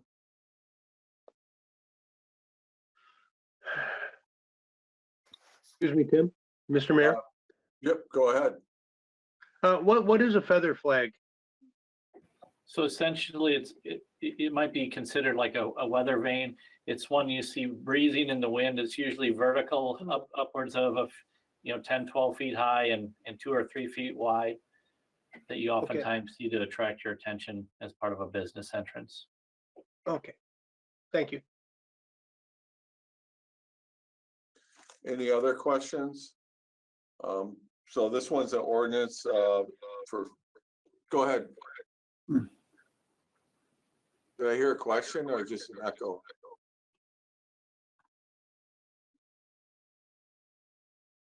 Must have been an echo. This one will be back in 2 weeks. If anybody has any questions or modifications you'd like to suggest between now and then, feel free to send them our way. Next one is R9 of 2021. This one is coming out of the Finance Committee. Alderperson Schumacher.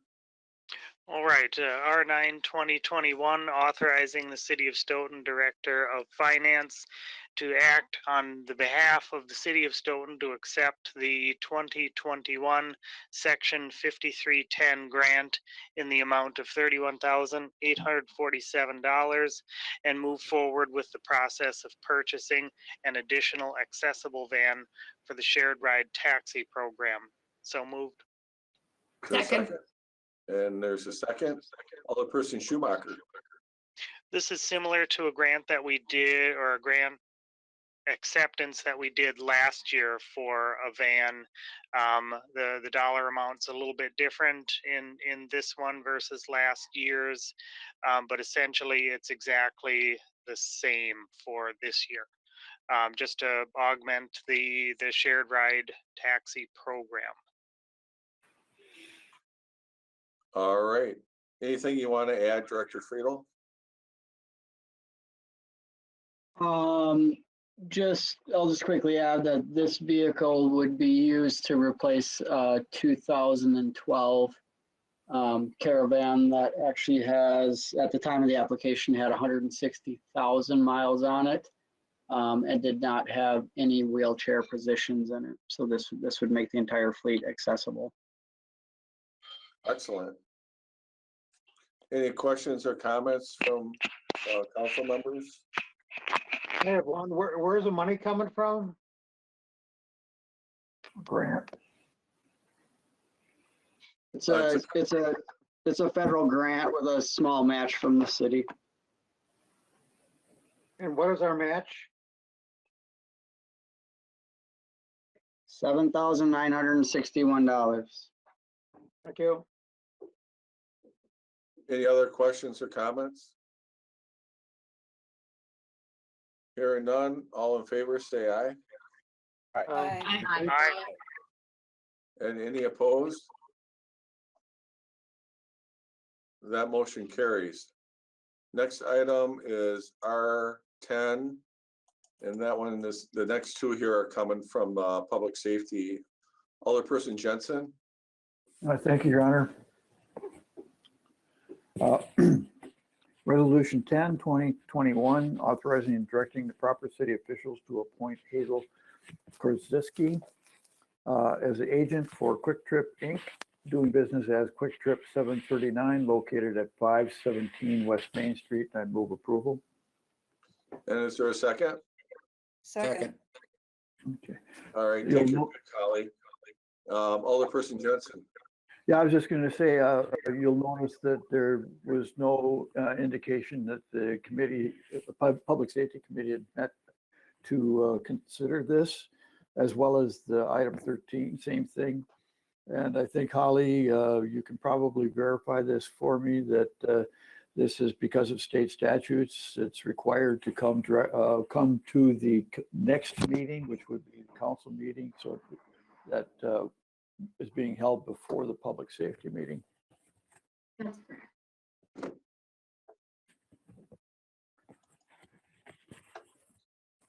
Either Holly or Matt can comment on that. I can't hear Holly right now. Can you hear me now? Okay, I just said that's correct. So the statute states that upon receiving the change of agent from the establishment, that we have to take it up at our next regular council meeting. And in this case, the council meeting is before the public safety meeting.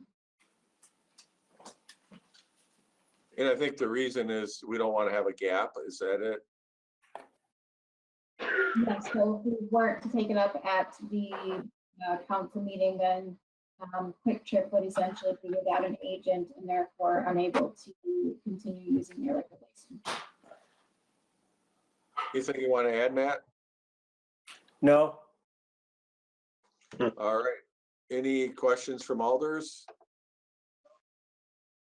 Hearing none, all in favor, say aye. Aye. Aye. Any opposed?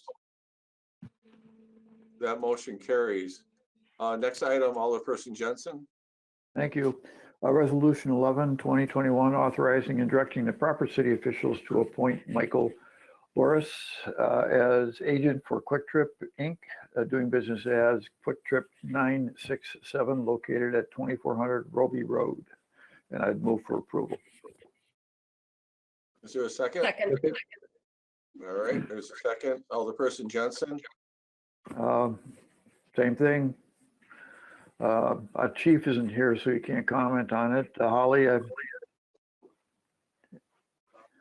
you want to add something? The chief has signed off on these. The background checks are complete, and he has recommended approval.